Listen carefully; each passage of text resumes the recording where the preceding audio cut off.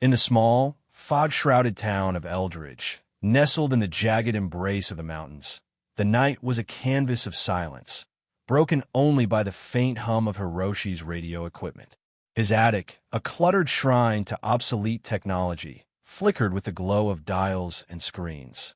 Hiroshi, a lanky man in his late 30s with dark circles under his eyes, hadn't slept properly in weeks. His obsession with capturing stray signals from the cosmos kept him tethered to his station, a tangle of wires and antennas that reached like skeletal fingers into the sky. Tonight, at 2:17 a.m., a sound pierced the static, a low, rhythmic ping, like a heartbeat echoing from an impossible distance. It wasn't a satellite or a local broadcast. Hiroshi's pulse quickened as he scribbled the coordinates. A point in the constellation Eridanus, where no known stars shone, only a void that swallowed light. He leaned closer to the speaker, the ping pulsing through him, as if it were alive, whispering from somewhere beyond. By morning, Hiroshi's discovery had spilled into the digital ether. He posted about the signal on a local forum, a niche corner of the internet where Eldridge's eccentrics swapped stories of UFOs and ghost lights. Caught something weird last night, he typed, attaching a grainy audio file of the ping. Not sure what it is. Anyone else pick it up? He didn't expect much, maybe a reply from Old Man Carter, who swore aliens had abducted his cow in '98. But as the sun rose, painting the town's rusted radio towers in hues of rust and gold, something shifted. The towers, relics of Eldridge's brief stint as a regional broadcast hub, began emitting a faint frequency, a subsonic hum woven into the static of the local station. It was subtle, unnoticed by most, like a shadow passing behind a curtain. Mia, a 28-year-old librarian who had returned to Eldridge to care for her ailing mother, was one of the few who sensed the change. In their cramped kitchen, the ancient radio, an ugly box of wood and knobs that her mother refused to replace, crackled to life without warning. Mia froze, a mug of coffee halfway to her lips, as the dial spun slowly, settling on a band of static laced with that same low ping.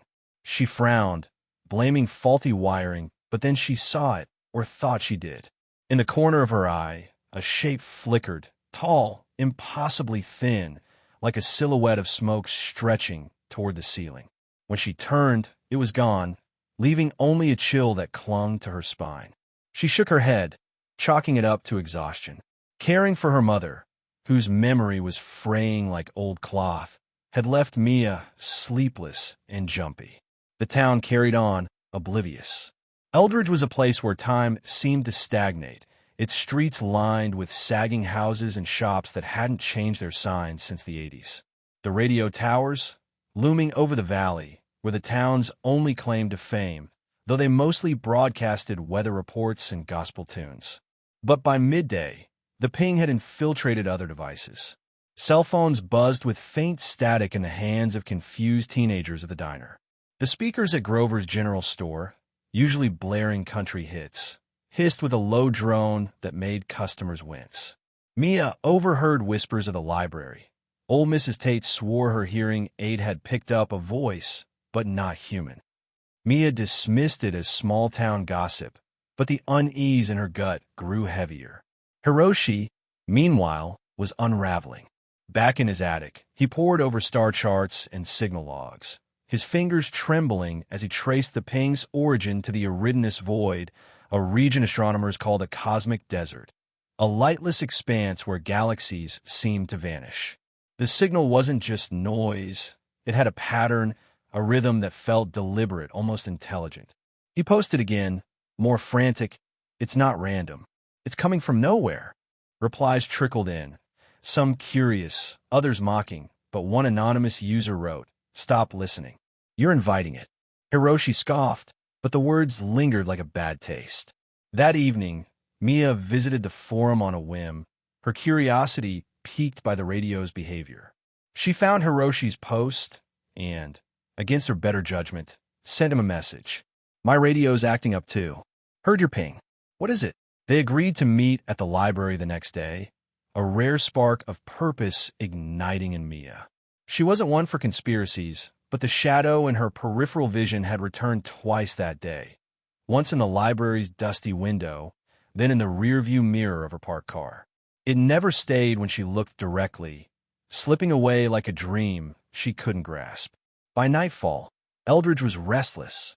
Radios in homes across town flickered on, their dials twisting to the same static-laced frequency. The ping echoed through darkened living rooms, a sound that seemed to burrow into the mind. At the diner, a trucker swore he saw a figure standing just beyond the neon glow of the sign, its form wavering like a bad signal. Kids on the forum posted blurry photos of shadows in corners, swearing they hadn't edited them. Mia, lying awake in her mother's house, heard the radio hum again downstairs. She crept to the kitchen, heart pounding, and switched it off.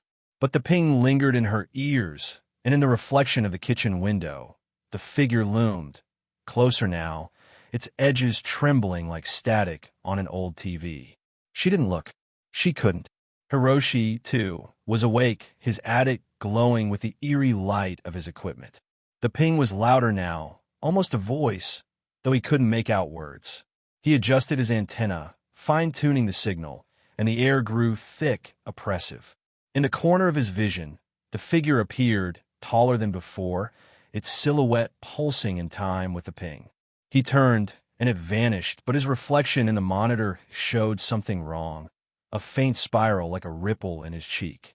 He touched his face, feeling only smooth skin, but the mirror told a different story. The town of Eldridge slept uneasily, unaware that the signal was no longer just a sound. It was watching, waiting, and the first threads of its influence were weaving into flesh. The morning sun barely pierced the fog that clung to Eldridge, casting the town in a sickly gray pallor. Mia stood outside the library, clutching a thermos of coffee, her eyes darting to the edges of her vision. The figure, the shadow that flickered like a bad signal, hadn't appeared since last night, but its absence felt more like a predator lying in wait than a reprieve. Hiroshi arrived, his face gaunt, a nervous energy radiating from him as he clutched a notebook filled with frantic scribbles. "It's not just a signal," he whispered, glancing at the rusted radio tower looming over the town square. "It's alive." Mia wanted to dismiss him as unhinged, but the memory of the ping echoing in her mother's kitchen and the silhouette in the window kept her rooted to the spot. Their meeting was cut short by commotion near the town hall. A crowd had gathered, their murmurs sharp with panic. Mayor Caldwell, a stout man known for his no-nonsense demeanor, was at the center, his face obscured by a scarf as he argued with a technician at the base of the main radio tower. Mia and Hiroshi pushed through, catching fragments of conversation. "The signal won't stop, keeps broadcasting." "Not our equipment." Caldwell, impatient, climbed the tower's ladder to inspect the antenna himself, ignoring the technician's protests. As he reached the top, the crowd gasped. Mia saw it too, a shadow taller than the tower itself, flickering at the edge of her vision, its form wavering like smoke caught in a draft. Caldwell froze, his head turning slowly toward it. He looked directly at the figure. What happened next would haunt Eldridge's collective memory. Caldwell's scream was brief, choked, as his face began to change. His skin rippled, stretching like wax under heat, forming spirals that pulsed in time with the ping now blaring from the tower speakers. His eyes sank into his skull, twisting like dials tuning to an unseen frequency, and his mouth contorted into a grotesque smile, emitting a low, static-filled hiss. The crowd scattered, some screaming, others frozen in horror. Mia grabbed Hiroshi's arm, pulling him back toward the library, her heart pounding. "What the hell was that?" she hissed. Hiroshi, pale, muttered he looked at it. He shouldn't have looked. Back in the library, Mia pored over old records while Hiroshi hunched over his laptop, cross-referencing the ping's coordinates. The Eridanus void, he explained, was a cosmic anomaly, a region of space so empty it defied explanation, a hole where light and matter seemed to vanish. "The signal's coming from there," he said, his voice trembling. "It's not random. It's watching us." Mia, flipping through dusty journals, found a reference to a 1920s expedition that had picked up a similar signal. The team's notes described observers from the void and ended abruptly, with sketches of faces twisted into spirals. She shuddered, the images too close to what she'd seen on Caldwell. The town was unraveling. By afternoon, reports of the figure multiplied. Mrs. Tate, the librarian's neighbor, claimed her hearing aid had started whispering star voices before her nose began to elongate, curling like an antenna. A teenager at the diner, distracted by his phone's static, glanced at a reflection in the window and screamed as his ears folded inward, pulsing with veins that glowed faintly blue. The transformations were slow, deliberate, each victim's face becoming a grotesque parody of a radio receiver, their murmurs filled with cosmic static. Mia avoided mirrors, terrified of catching the figure's gaze, but the ping was everywhere now. Cell towers, car radios, even the old PA system at the library crackled with it. Hiroshi, driven by a mix of fear and obsession, rigged a makeshift receiver in the library's basement, amplifying the signal to understand it. Mia watched, uneasy, as his hands shook, his eyes darting to corners where the shadow lingered. "It's trying to communicate," he insisted, tuning the dials. The ping grew louder, and Mia's vision blurred. A spiral flickered across Hiroshi's cheek, faint but undeniable, like a ripple in still water. He didn't notice, too consumed by the signal, but Mia backed away, her stomach churning. "You're changing," she whispered. Hiroshi touched his face, confused, then laughed it off, but his reflection in a nearby window told a different story. His skin was beginning to warp, veins pulsing in unnatural rhythms. The town streets were no longer safe. Families barricaded themselves in homes, taping over windows to block reflections, but the ping seeped through walls. The transformed wandered aimlessly, their faces unrecognizable, muttering about the watchers and tuning to the stars. Mia found another journal, buried in the library's archives, detailing a cult from centuries ago that worshipped Sintonizadores do Vazio, beings that used signals to reshape humanity. The sketches were horrifying. Faces spiraled into impossible geometries, eyes like black holes, mouths broadcasting static. Mia's hands trembled as she read, the ping now a constant hum in her ears. By nightfall, Hiroshi's condition worsened. He sat in the basement, his receiver blaring, his face now visibly distorted, his jawline rippled, and one eye twitched as if trying to tune itself. "It's beautiful," he murmured, staring into nothing. "They're showing me everything." Mia, torn between fear and pity, tried to unplug the receiver, but Hiroshi lunged, his voice a mix of his own and something alien, a static-filled growl. She fled upstairs, locking the basement door, her breath ragged. Outside, the radio towers glowed faintly under the moon, their signals pulsing stronger, as if the town were a single organism being rewired. Mia clutched the journal, its final entry burned into her mind. To look is to invite them. To listen is to become them. She glanced at the library's darkened windows, the shadow waiting just beyond her sight, and knew the worst was yet to come.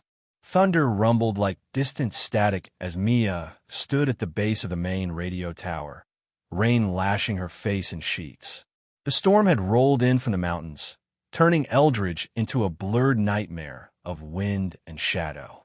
The town below was a ghost of itself, barricaded doors, flickering lights, and the occasional wail from the transformed echoing through the streets. Mia's hands trembled as she gripped the ladder, her mind a whirlwind of dread and determination.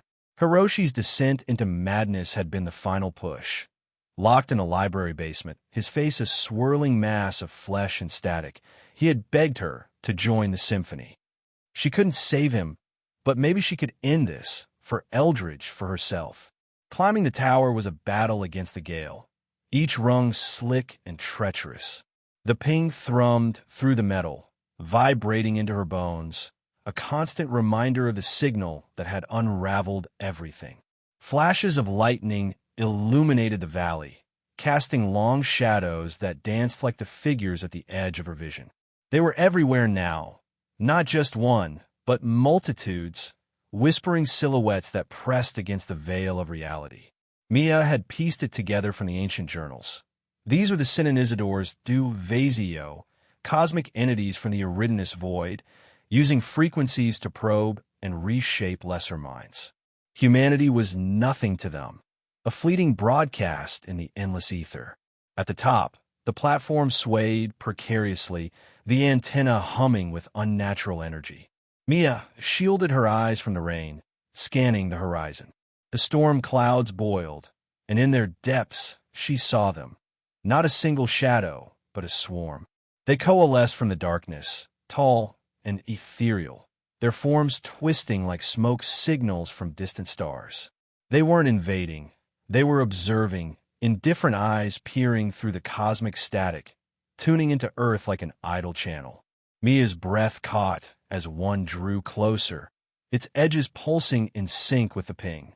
"What do you want?" she shouted into the wind, her voice swallowed by thunder. She knew better than to look, but the pull was irresistible, a gravitational force of curiosity and horror. Her gaze locked onto the central figure, and the world shattered.